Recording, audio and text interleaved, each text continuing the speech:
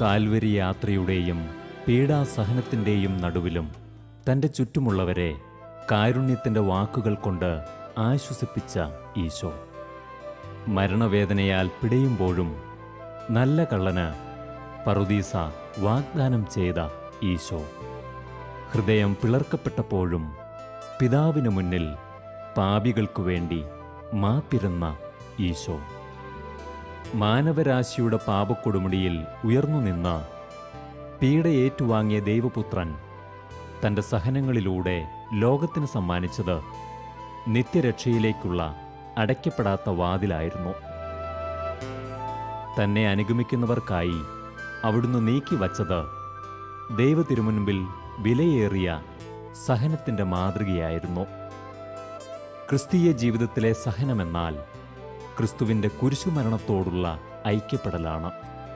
തൻ്റെയും ലോകം മുഴുവൻ്റെയും വിശുദ്ധീകരണത്തിനായി ദൈവം ആഗ്രഹിക്കുന്ന സമർപ്പണമായത് മാറുമ്പോൾ ആ സഹനത്തിന് ദൈവികമായൊരു മാനം കൈവരുന്നു. സ്വർഗം കൈനീട്ടി സ്വീകരിക്കുന്ന ദൈവവിളിയായി അത് മാറുന്നു.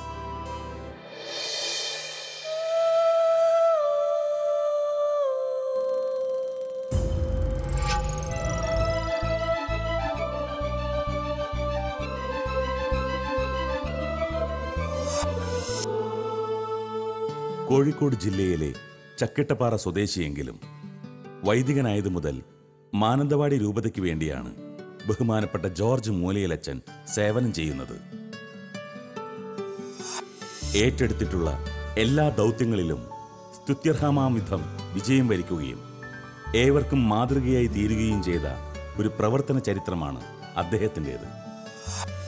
10 വർഷത്തോളം മാനന്തവാടി രൂപതയുടെ മൈനർ സെമിനാരിയുടെ റെക്ടർ, രൂപത മതബോധന ഡയറക്ടർ, വികാരി ജനറൽ തുടങ്ങിയ ഏറെ നേതൃരംഗങ്ങളിലും വചനപ്രഘോഷണം, ഇടവകാഭരണം തുടങ്ങിയ മേഖലകളിലും അദ്ദേഹത്തിൻ്റെ സേവനകാലങ്ങൾ പ്രശോഭിതമായിരുന്നു. ചക്കിട്ടപ്പാറ മൂലയിൽ തോമസ് മറിയം ദമ്പതികളുടെ സവിശേഷമായ ബോധ്യങ്ങളും പ്രാർത്ഥനാ ജീവിതവുമാണ് ജോർജച്ചന് ഏറ്റവും തീക്ഷ്ണതയോടെ തൻ്റെ വിളിയിൽ നിലനിൽക്കുവാൻ സഹായിച്ചത്. തൂങ്കുഴി പിതാവുമായി മുമ്പേ തന്നെ ഉണ്ടായിരുന്ന വലിയ ബന്ധമാണ് അച്ഛൻ്റെ വൈദിക പഠനത്തിൻ്റെ അവസാന ഘട്ടത്തിൽ മാനന്തവാടി രൂപതയ്ക്ക് വേണ്ടി ശുശ്രൂഷ ചെയ്യുവാനുള്ള തീരുമാനം കൈക്കൊള്ളാൻ പ്രേരകമായത്.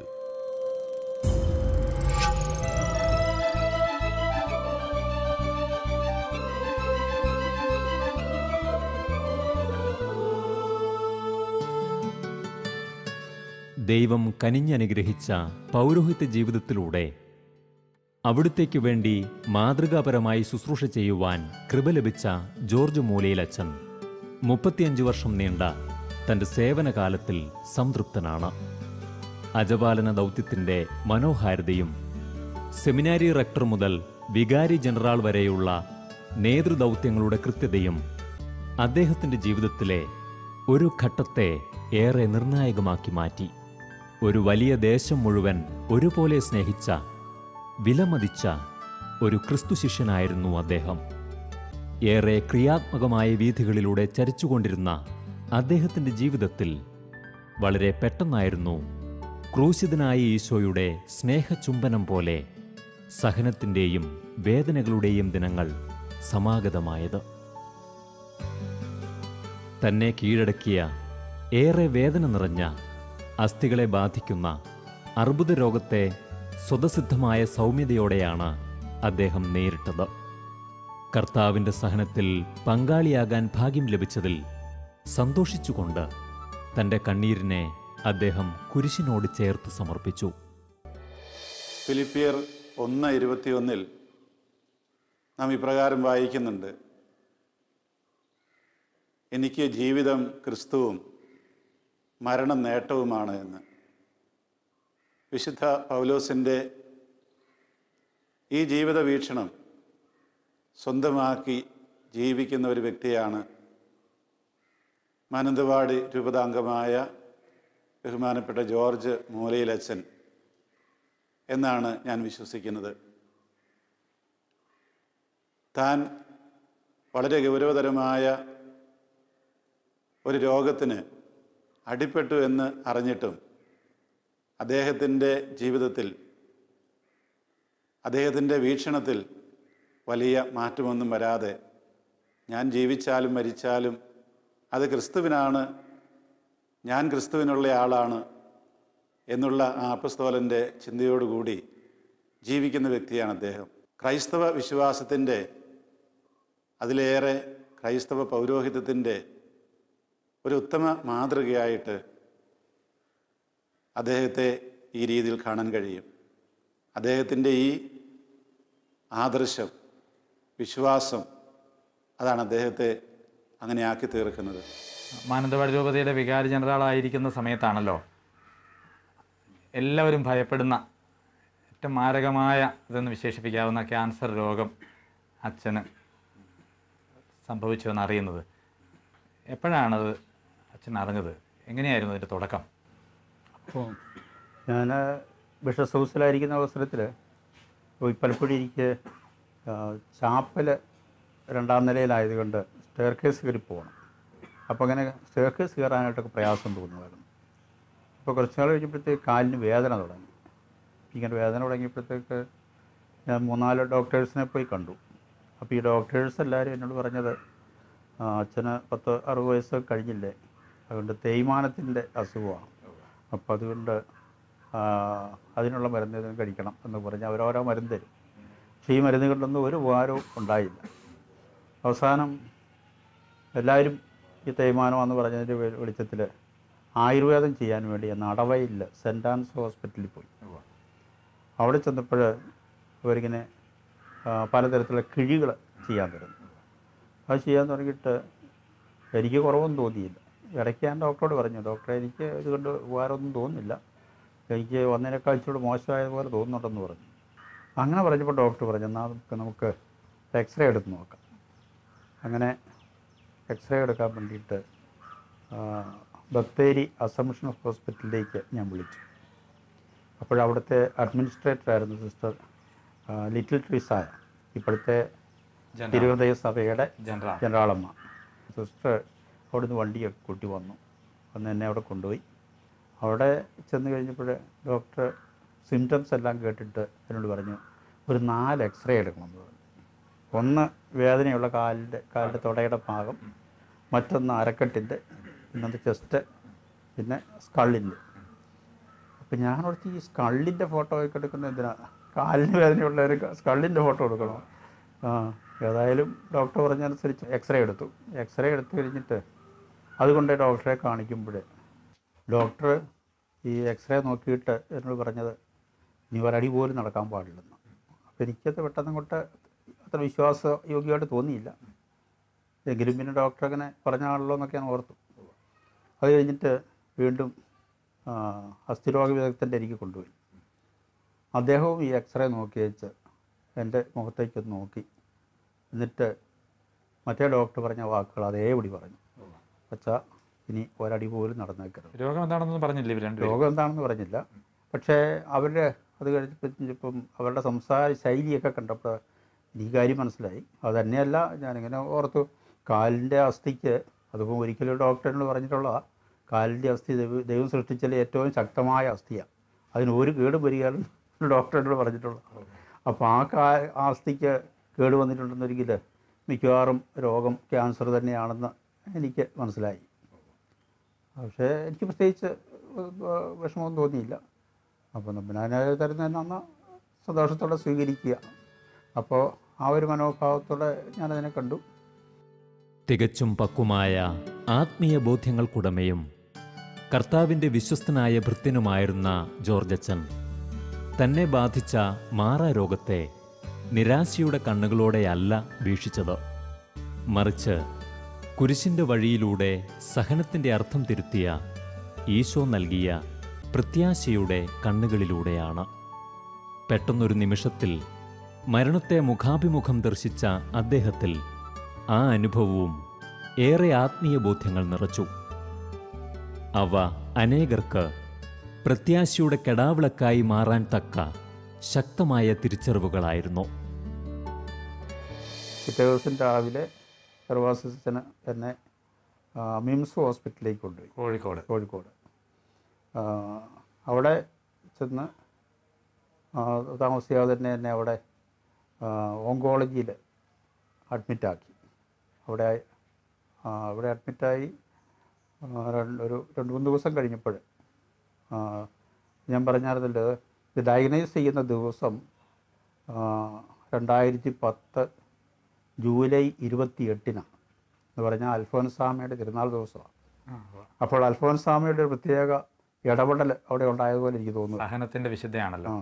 അപ്പോൾ എൻ്റെ രോഗം എന്താണെന്ന് തിരിച്ചറിയാനായിട്ട് അൽഫോൻസാമ പ്രത്യേകം ഇടപെട്ടതുപോലെ എനിക്ക് തോന്നുന്നു. പിറ്റേ ദിവസം സർജറി ചെയ്തു. ആ ഭാഗം 2 സൈഡിലും പ്ലേറ്റ് ഇട്ട് സ്ക്രൂ ചെയ്ത് മുറുക്കി ശരിയാക്കി ബലപ്പെടുത്തി. അപ്പോൾ ഞാൻ എന്നിട്ടിങ്ങനെ 10-15 ദിവസം ആശുപത്രി കിടക്കേണ്ട വന്നു.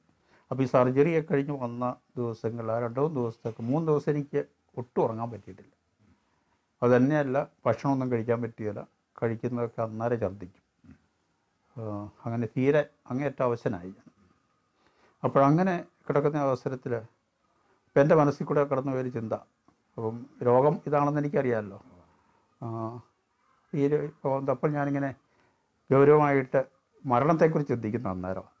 അപ്പോൾ അതിന് മുമ്പ് ധ്യാനാവസരങ്ങളിലൊക്കെ ഇങ്ങനെ ചിന്തിച്ചിട്ടുണ്ടെങ്കിലും അതൊന്നും അങ്ങോട്ട് കാര്യമായിട്ട് ഏശിയിട്ടില്ല, സ്വന്തം ജീവിതത്തിലേക്ക് എത്തിയിട്ടില്ലല്ലോ. അതേസമയത്ത് അതിപ്പോൾ ക്യാൻസർ ആണെന്നുള്ളത് തിരിച്ചറിഞ്ഞു. എനിക്ക് തീരെ അവശതയുണ്ട്. അപ്പോൾ എൻ്റെ മനസ്സിലേക്ക് ഇങ്ങനെ ഈ മരണത്തെക്കുറിച്ചുള്ള ചിന്തയെ കടന്നു. അപ്പോൾ ഇങ്ങനെ മരണത്തെക്കുറിച്ച് ചിന്തിച്ചപ്പോൾ എൻ്റെ മനസ്സിൽ പെട്ടെന്ന് വന്നൊരു ചിന്ത, മരിച്ചു കഴിയുമ്പോഴത്തേക്ക് ആത്മാവ് തമ്പുരാൻ്റെ പക്കലേക്ക് പോകണമല്ലോ. അപ്പോൾ സ്വർഗത്തിലേക്ക് പോകണമെങ്കിൽ സ്വർഗത്തിലോട്ട് പോകുന്ന വഴിയാണെന്ന് നമുക്കറിയത്തില്ലല്ലോ. മരിച്ചു കഴിയുമ്പം ആരും കൂട്ടും വരികയില്ല, നമ്മൾ ഒറ്റയ്ക്ക് വേണ്ടേ പോകാൻ. അപ്പോൾ എന്തോ ഒരു വലിയ അനിശ്ചിതത്വം, ഒരു നിസ്സംഗതത്വം എനിക്ക് അങ്ങനെ അനുഭവപ്പെടുക. അപ്പം ഞാൻ അങ്ങനെ ചിന്തിച്ചിങ്ങനെ കിടക്കുന്ന അവസരത്തിലാണ് പെട്ടെന്ന് ഏതാണ്ടൊരു ഇടി മിന്നൽ പോലെ ഒരു ചിന്ത എൻ്റെ മനസ്സിലേക്ക്, ഒരു ആശയം എൻ്റെ മനസ്സിലേക്ക് കടന്നു വരുന്നു. യോഹന്നാൻ്റെ സുവിശേഷം 14-ാം അധ്യായം 3-ാം വാക്യം, ഞാൻ നിങ്ങൾക്ക് സ്ഥലമൊരുക്കാൻ പോകുന്നു, സ്ഥലമൊരുക്കി കഴിയുമ്പോൾ വീണ്ടും ഞാൻ വന്ന് നിങ്ങളെയും കൂട്ടിക്കൊണ്ടുപോകും. അപ്പോൾ കർത്താവ് സ്ഥലമൊരുക്കി കഴിയുമ്പോൾ കൂട്ടിക്കൊണ്ടു പോകുമെന്ന് പറഞ്ഞപ്പം പിന്നെ എന്തിനാണ് പേടിക്കാതിരിക്കുന്നത്? അതെനിക്കൊരു വലിയ വെളിപാടായിരുന്നു. അവസരം കർത്താവ് കൂട്ടിക്കൊണ്ടു പോകാൻ വരും, പിന്നെ നമ്മൾ പേടിക്കേണ്ട കാര്യമൊന്നുമില്ല. അപ്പോൾ എനിക്ക് വാസ്തവതയോട് സന്തോഷമാണ് തോന്നി.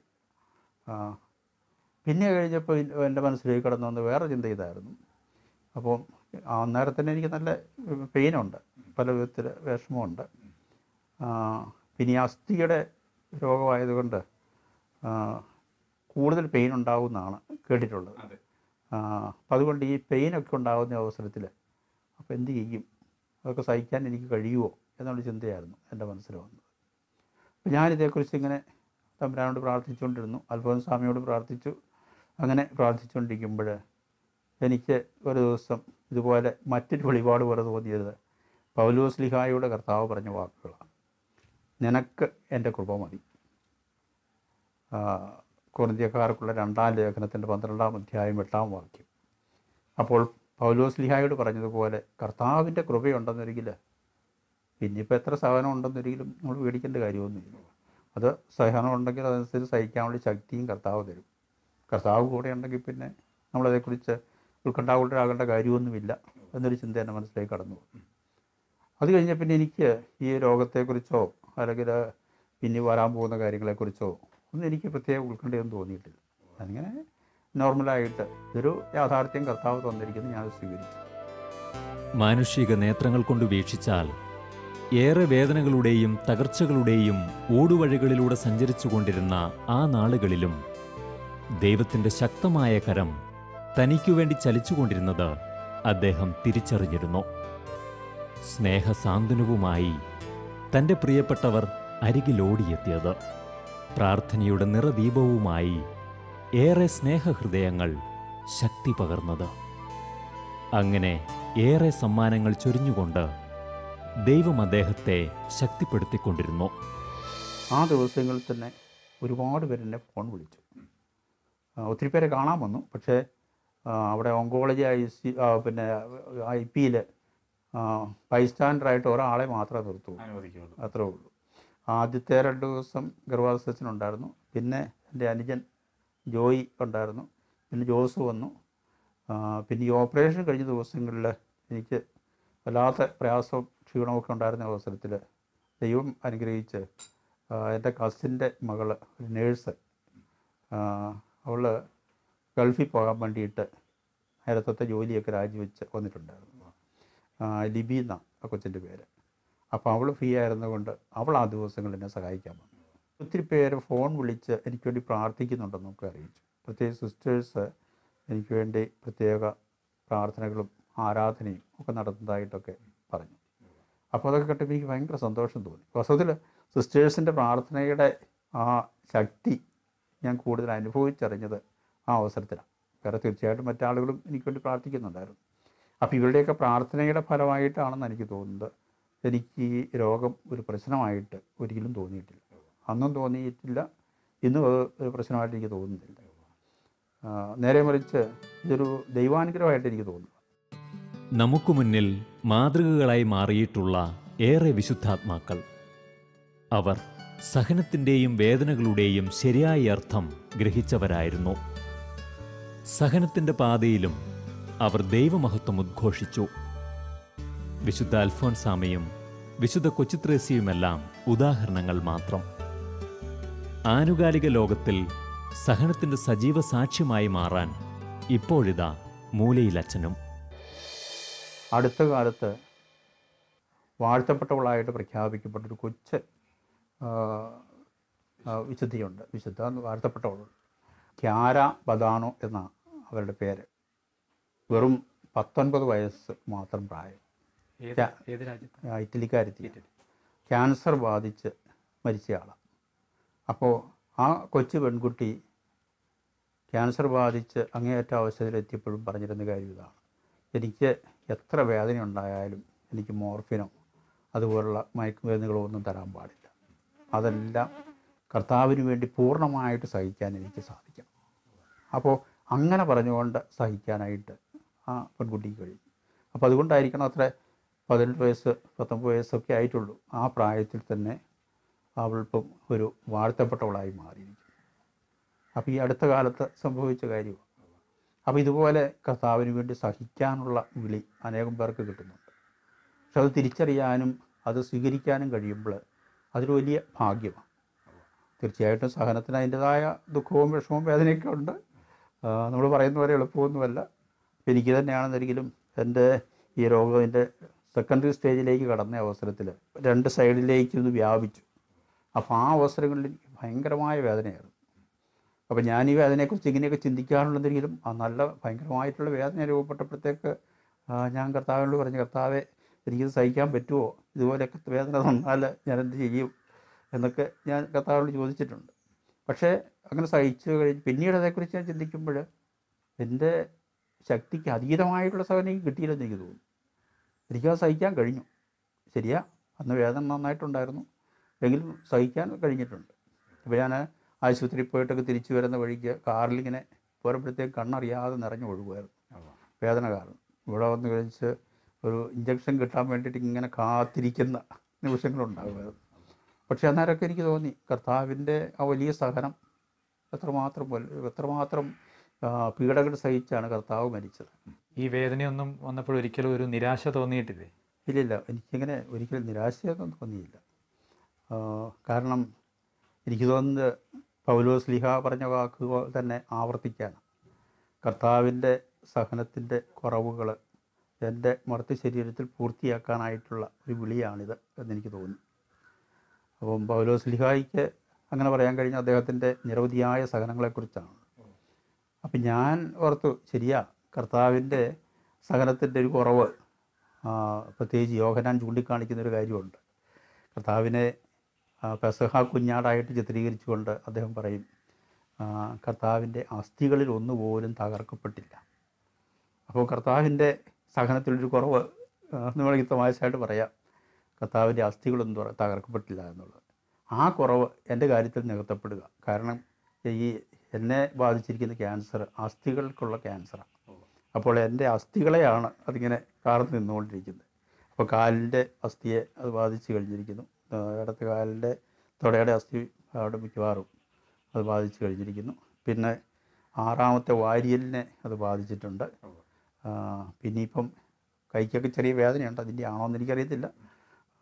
ഇങ്ങനെ അസ്ഥികളെ ഇങ്ങനെ ബാധിച്ചുകൊണ്ടിരിക്കുക. അപ്പം കർത്താവിൻ്റെ ആ കുറവ് എൻ്റെ ജീവിതത്തിൽ പൂർത്തിയാക്കാനായി കിട്ടിയൊരു അവസരമായിട്ട് എനിക്കതിനെക്കുറിച്ച് തോന്നുക. ഇന്ന് മൂലയിലച്ചൻ കണ്ണൂർ ജില്ലയിലെ ചുങ്കക്കുന്നിൽ സ്ഥിതി ചെയ്യുന്ന കമില്ലസ് ഹോസ്പിറ്റലിൽ തൻ്റെ വിശ്രമ ദിവസങ്ങൾ ചെലവഴിക്കുന്നു. ഡോട്ടേഴ്സ് ഓഫ് സെൻറ്റ് കമ്മില്ലസ് സന്യാസിനി സമൂഹത്തിലെ സഹോദരിമാരുടെ പരിചരണവും സ്നേഹവും അദ്ദേഹത്തെ തൻ്റെ ജീവിതത്തിലെ സജീവമായ മറ്റൊരു ഘട്ടത്തെ തികച്ചും ഊർജ്ജസ്വലതയോടെ മുന്നോട്ട് നയിക്കുവാൻ സഹായിക്കുന്നു. വയനാട്ടിൽ ഹ്യൂമിഡിറ്റി കൂടുതലായതുകൊണ്ട് പലപ്പോഴും എനിക്ക് കൂടെ ചെസ്റ്റ് ഇൻഫെക്ഷൻ ഉണ്ടാകും. അപ്പോൾ ഈ അസുഖത്തിന് ഇങ്ങനെ ഇൻഫെക്ഷനൊക്കെ ഉണ്ടാകുന്ന വലിയ പ്രശ്നമാണ്. അപ്പോൾ അതുകൊണ്ട് കൂടെ ആശുപത്രിയിൽ പോകേണ്ടി വരും. അതൊരു പ്രശ്നമായിരുന്നു. അപ്പോൾ സ്വാഭാവികമായിട്ട് പറഞ്ഞ് എന്ത് ചെയ്യണമെന്നിങ്ങനെ ആലോചിച്ചിരിക്കുമ്പോഴാണ് ബഹുമാനപ്പെട്ട ചേറ്റാനീച്ചന്, അന്ന് അദ്ദേഹം ചുങ്കക്കുന്നിലെ വികാരിയാണ്, അദ്ദേഹം എന്നോട് പറഞ്ഞു അങ്ങ് ചുങ്കക്കുന്നിന് പോരെ, അവിടെയാണെങ്കിൽ കാലാവസ്ഥ കുഴപ്പമില്ലല്ലോ. അപ്പോൾ അങ്ങനെ അദ്ദേഹം വഴിയായിട്ടാണ് അവിടെ കമ്മില്ലസ് സിസ്റ്റേഴ്സിൻ്റെ ആശുപത്രിയിൽ അവിടെ താമസം ആരംഭിക്കുന്നത്. അപ്പോൾ സിസ്റ്റേഴ്സ് വളരെ താല്പര്യം പറയാൻ അങ്ങോട്ട് ക്ഷണിച്ചു. എനിക്കത് കണ്ടുള്ള ഒരു വലിയ നേട്ടം എല്ലാ ദിവസവും കുർബാന ചെല്ലാൻ സാധിക്കുന്നു എന്നുള്ളതാണ്. അപ്പോൾ അല്ലാത്ത അവസരങ്ങളിൽ ഞാൻ വീട്ടിലോ അല്ലെങ്കിൽ ആശുപത്രിയിലൊക്കെ ആകുമ്പോൾ ഞാൻ കുർബാന ഒരിക്കലും മുടക്കിയിട്ടില്ല. ഞാൻ ആ രോഗിയായി കിടക്കുന്ന അവസരത്തിൽ തീരെ അവശതയിലുണ്ടായ 2-3 ദിവസം ഒഴികെ ബാക്കി എല്ലാ ദിവസവും ഞാൻ കുർബാന അർപ്പിച്ചു. ആശുപത്രിയിൽ നിന്നും കുർബാന അർപ്പിക്കുമായിരുന്നു, വീട്ടിൽ വന്നിട്ടാണെങ്കിലും ചെയ്യുമായിരുന്നു. അപ്പം അതുകൊണ്ട് എനിക്ക്, പക്ഷേ ഞാൻ ഒറ്റയ്ക്ക് ബലി അർപ്പിക്കുന്നു. അതേസമയത്ത് ചുങ്കക്കുന്നിൽ ചെന്നിട്ട് ഉണ്ടായൊരു അനുഗ്രഹം എന്താണെന്ന് ചോദിച്ചാൽ അവിടെ കമ്മ്യൂണിറ്റി മാസ് ചെല്ലാൻ പറ്റും. വീൽ ചെയറിൽ ഇരുന്നുകൊണ്ട് ചെല്ലണമെന്ന് മാത്രമേ ഉള്ളൂ. അപ്പോൾ അവരെനിക്കുള്ള സജ്ജീകരണമൊക്കെ ചെയ്തു തന്നു. അപ്പോൾ കണ്ടവിടുന്ന് കുർബാന ചൊല്ലും, പിന്നെ അവരുടെ കുമ്പസാരം, പിന്നെ മാസധ്യാനത്തിന് അവർക്ക് ടോക്ക് കൊടുക്കാറുണ്ട്. അപ്പോൾ അങ്ങനെ അത്യാവശ്യ സേവനങ്ങളൊക്കെ ചെയ്യാനുള്ള അവസരം എനിക്ക് കിട്ടി. പിന്നെ വല്ലപ്പോഴുമൊക്കെ ആളുകൾ എന്തെങ്കിലും വിഷമങ്ങളൊക്കെ ആയിട്ട് എൻ്റെ എനിക്ക് വരാറുണ്ട്. പിന്നെ ചിലർക്ക് വേണ്ടി പ്രാർത്ഥിക്കാനായിട്ടുള്ള അവസരം കിട്ടാറുണ്ട്. അപ്പോൾ അങ്ങനെ കർത്താവിന് വേണ്ടി ചില കാര്യങ്ങളൊക്കെ ചെയ്യാനുള്ള ഒരു സാഹചര്യം അവിടെ ആയിരിക്കുന്നത് കൊണ്ട് എനിക്ക് കിട്ടുന്നുണ്ട്. തൻ്റെ ജീവിതത്തിലെന്നും പ്രാർത്ഥനയുടെ കരുത്തുറ്റ ഒരു സന്ദേശവും മൂലയിലച്ചൻ ലോകത്തിന് നൽകിയിരുന്നു. ഉറച്ച ബോധ്യങ്ങളോടെ പുരോഹിതന് നൽകപ്പെട്ടിട്ടുള്ള അധികാരം ഉപയോഗിച്ചുകൊണ്ടുള്ള അദ്ദേഹത്തിൻ്റെ പ്രാർത്ഥനകൾ ഏറെ അത്ഭുതങ്ങൾക്ക് കാരണമായിട്ടുണ്ട്. ഇന്ന് രോഗം സമ്മാനിച്ച സഹനങ്ങളുടെ മധ്യേ നിവർന്നു നിൽക്കുമ്പോൾ ആ പ്രാർത്ഥനയുടെ ശക്തി 10 മടങ്ങ് വർദ്ധിച്ചിരിക്കുന്നു. ക്രിസ്തുവിൻ്റെ കുരിശിനോട് ചേർന്നു നിന്നുകൊണ്ട് സഹനത്തെ അവിടുത്തേക്ക് സമർപ്പിച്ചുകൊണ്ടുള്ള പ്രാർത്ഥന ഏറെ ശക്തമാണ് എന്ന തിരിച്ചറിവും അദ്ദേഹം നമുക്ക് നൽകുന്നു. ഈ രോഗാവസ്ഥയെക്കുറിച്ച് ഞാൻ പ്രാർത്ഥിച്ചപ്പോൾ എനിക്ക് കിട്ടിയ ഒരു സന്ദേശം, ഒന്ന് പ്രാർത്ഥിക്കാൻ വേണ്ടിയിട്ടാണ് എന്നെ ഈ അവസ്ഥയിലാക്കിയിരിക്കുന്നത്. മറ്റൊന്ന് മറ്റുള്ളവർക്ക് വേണ്ടി സഹിക്കാൻ വേണ്ടിയിട്ടാണ്. മൂന്നാമത്തത് മറ്റുള്ളവർക്ക് മാതൃകയായിട്ട് ഈ രോഗത്തെ സ്വീകരിക്കാൻ വേണ്ടിയിട്ടാണ്. അപ്പോൾ ഈ 3 കാര്യങ്ങളും ചെയ്യാനായിട്ട് ഞാൻ പരിശ്രമിച്ചുകൊണ്ടിരിക്കുക. അപ്പോൾ അത് പൂർണ്ണമായിട്ടും വിജയിച്ചു എന്നും ഞാൻ പറയുന്നില്ല, പക്ഷേ ഞാൻ ശ്രമിക്കുന്നുണ്ട്. ഈ 3 കാര്യത്തിലും പ്രാർത്ഥിക്കാനും സഹനം സന്തോഷത്തോടെ സ്വീകരിക്കാനും മറ്റുള്ളവർക്ക് മാതൃകയായിട്ട് പോകാനും ഒക്കെ ശ്രമിക്കുന്നുണ്ട്. പണ്ടൊക്കെ പലരും എന്നോട് പ്രാർത്ഥന ആവശ്യപ്പെടുമായിരുന്നു. പക്ഷേ ഞാൻ ഈ രോഗിയായതിനു ശേഷം ഒരുപാട് പേരെന്നോട് പ്രാർത്ഥന ആവശ്യപ്പെടാറുണ്ട്. എൻ്റെ മൂത്ത പെങ്ങളുടെ മകന്, ഇളയ മകന് വിവാഹം കഴിച്ചിട്ട് 19 വർഷമായിട്ടും മക്കളില്ലായിരുന്നു. അപ്പോൾ ഞാൻ രോഗിയായിരുന്ന അവസരം ഇടയ്ക്ക് ആശുപത്രി പോയിട്ടൊക്കെ തിരിച്ചു വരുന്ന കാലഘട്ടങ്ങളിൽ അവസരത്തിലൊക്കെ ആദ്യകാലത്തൊക്കെ മൂത്ത പെങ്ങളുടെ വീട്ടിലായിരുന്നു താമസിച്ചിരുന്നത്. അപ്പം ഞാൻ താമസിക്കുന്ന മുറിയിൽ തന്നെയാണ് കുർബാന അർപ്പിക്കുക. അപ്പോൾ നമുക്ക് പൊതുവായിട്ട് കുർബാന അർപ്പിക്കാൻ അനുവാദമില്ല. അപ്പോൾ ഞാൻ ഒറ്റയ്ക്ക് കുർബാന അർപ്പിക്കുമ്പോൾ എൻ്റെ ഒരു പ്രധാനപ്പെട്ട നിയോഗം ആ ദമ്പതികൾക്ക് ഒരു കുഞ്ഞിനെ കൊടുക്കണം എന്നുള്ളതായിരുന്നു. ഞാൻ ഒത്തിരി പ്രാർത്ഥിച്ചിട്ടുണ്ട് അവർക്ക് വേണ്ടി. അപ്പം അങ്ങനെ ഏതായാലും തമ്പുരാൻ്റെ ഒരു വലിയ കൃപയുണ്ടായി. അവരുടെ വിവാഹത്തിൻ്റെ 20ാം വാർഷികത്തിൽ അവർക്കൊരു കുഞ്ഞിനെ കിട്ടി. അപ്പോൾ എനിക്കിത് എൻ്റെ പ്രാർത്ഥന കൊണ്ട് മാത്രമല്ലെന്ന് എനിക്കറിയാം. തീർച്ചയായിട്ടും അവരും പ്രാർത്ഥിക്കുന്നുണ്ട്, മറ്റനേകം പേര് പ്രാർത്ഥിക്കുന്നുണ്ട്. എങ്കിലും എനിക്ക് പ്രത്യേകമായിട്ട് തോന്നിയത്, ഞാൻ ആ ദിവസങ്ങളിൽ പ്രാർത്ഥിച്ചത് കർത്താവ് പ്രത്യേകം ശ്രദ്ധിച്ചതുപോലെ ശ്രവിച്ചതുപോലെയും ഉടൻ തന്നെ പ്രത്യുത്തരം നൽകിയതുപോലൊരു അനുഭവമാണ് എൻ്റെ മനസ്സിലുണ്ടായത്.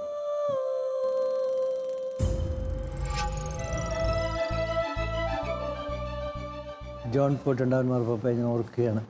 അദ്ദേഹത്തിന് വാർദ്ധക്യയും പാർക്കിൻസൺസൊക്കെ വന്നിട്ട് അദ്ദേഹം വളരെ പ്രഗത്ഭനായിരുന്ന അദ്ദേഹത്തിന് തൻ്റെ ആ സദ്ഗുണങ്ങളൊക്കെ പ്രാഗൽഭ്യങ്ങളൊന്നും കാണിക്കാൻ പറ്റാത്ത ഒരു അവസ്ഥയിലെത്തിയപ്പോൾ അദ്ദേഹം ഒരിക്കലും ഒളിച്ചിരുന്നില്ല. അദ്ദേഹത്തിൻ്റെ അവസ്ഥയിൽ മറ്റുള്ളവർ കണ്ടുകൊട്ടെ എന്ന് വിചാരിച്ച് അദ്ദേഹം കഴിയുന്ന അവസരങ്ങളൊക്കെ പ്രത്യക്ഷപ്പെടുകയും പ്രവർത്തിക്കുകയും ചെയ്തു. എന്ന് പറഞ്ഞതുപോലെ അദ്ദേഹത്തിൻ്റെ ആ നമ്മുടെ മൂലയിലച്ഛൻ അസുഖകാലത്ത് ഇനി ആരും എന്നെ അറിയണ്ട, ഒളിച്ചിരുന്ന് കളയാം എന്നല്ല വിചാരിച്ചത്. നേരെ മറിച്ച് അദ്ദേഹം ആ വീൽ ചെയറിൽ ഇരുന്നു കൊണ്ട് അദ്ദേഹത്തിൻ്റെ സാന്നിധ്യം കൊണ്ട് ഏറ്റവും മനോഹരമായൊരു സന്ദേശം കൊടുക്കുകയും അദ്ദേഹത്തിൻ്റെ ജീവിതം ഏറ്റവും മിഷണറി ജീവിതമാണ് തെളിയിക്കുകയും ചെയ്തിരിക്കുകയാണ്. സാന്നിധ്യം, അദ്ദേഹത്തിൻ്റെ സഹനം, അതുപോലെ അദ്ദേഹം ആ വീൽ ചെയറിൽ ഇരുന്നുകൊണ്ടാണെങ്കിലും പറയുന്ന മനോഹരമായ ദൈവവചനം, ഇതെല്ലാം മനുഷ്യനെ എത്രയോ ആകർഷിക്കുന്നു. പൗരോഹിത്യത്തിലേക്കുള്ള വിളി ലഭിച്ച് വ്യത്യസ്ത കർമ്മമണ്ഡലങ്ങളിലൂടെ കടന്നു വന്ന അങ്ങ് ജീവിതത്തിലേക്കൊന്ന് തിരിഞ്ഞു നോക്കുമ്പോൾ എന്തു തോന്നുന്നു? എനിക്ക് എന്നെക്കുറിച്ച് തോന്നിയിട്ടുള്ള കാര്യം, കർത്താവ് എന്നെ വഴി നടത്തി എന്നുള്ളൊരു വലിയ സത്യമാണ് മനസ്സിലാക്കാൻ കഴിയുന്നത്. ദൈവം എന്നെ ഒന്നുമല്ലാതിരുന്ന എന്നെ സ്വന്തമായി സ്വീകരിച്ച് കൂട്ടിക്കൊണ്ടു പോകുന്നു, പല വഴിയൂടെ നടത്തുന്നു, പല കാര്യങ്ങൾ ചെയ്യിച്ചു, പല വേദികളിലൂടെയൊക്കെ അവിടുന്ന് നടത്തി അവസാനം ഇപ്പോൾ ഈ അവസ്ഥയിൽ കർത്താവിന് വേണ്ടി സഹിക്കാനും സാക്ഷ്യം വഹിക്കാനും ഒക്കെ കർത്താവ് എന്നെ നിയോഗിച്ചിരിക്കുന്നു. അപ്പോൾ എന്നെ സംബന്ധിച്ചിടത്തോളം ഒത്തിരി ദൈവത്തോട് ഒരുപാട് നന്ദിയും ഒരുപാട് കടപ്പാടുമൊക്കെയാണ് എൻ്റെ മനസ്സിൽ ഉയർന്നു വരിക. പൗരോഹിത്യം നിന്ന് എന്നെ അനുഗ്രഹിച്ചത് ദൈവത്തിൻ്റെ വലിയ കൃപയായിട്ടാണ് ഞാൻ കണക്കാക്കുക. ഒരു പുരോഹിതനാകാൻ കഴിഞ്ഞതാണ് എൻ്റെ ജീവിതത്തിൻ്റെ ഏറ്റവും വലിയ ഭാഗ്യം എന്ന് ഞാൻ വിശ്വസിക്കുന്നു. ദൈവം എനിക്ക് തന്ന ഏറ്റവും വലിയ കൃപയാണ് ഒരു പുരോഹിതനാകാൻ കഴിഞ്ഞത്. വിശുദ്ധമായൊരു സമർപ്പണ ജീവിതത്തെ ദൈവ ശുശ്രൂഷയ്ക്കായി വിട്ടുകൊടുത്തപ്പോൾ താൻ ആഗ്രഹിക്കുന്ന പൂർണ്ണതയിലേക്ക് ദൈവം അദ്ദേഹത്തെ കൈപിടിച്ച് നടത്തിയ അനുഭവങ്ങളാണ് മൂലയിലച്ഛൻ്റേത്. തൻ്റെ സേവന വീഥിയിലുടനീളം ഏറ്റവും സമർപ്പണത്തോടെ ആത്മീയ വേലകളിൽ മുഴുകിയതിനൊടുവിൽ ആ ജീവിതത്തെയും ലോകത്തെ തന്നെയും വിശദീകരിക്കുന്നതിനായി ദൈവം അനുവദിച്ച സഹനം ആ അർത്ഥത്തിൽ തന്നെ ഏറ്റെടുക്കുവാൻ അദ്ദേഹം തയ്യാറായി. തൻ്റെ സവിശേഷമായ ദൈവവിളിയായി എല്ലാ വേദനകളെയും അദ്ദേഹം ഹൃദയത്തോട് ചേർത്തുവെച്ചു.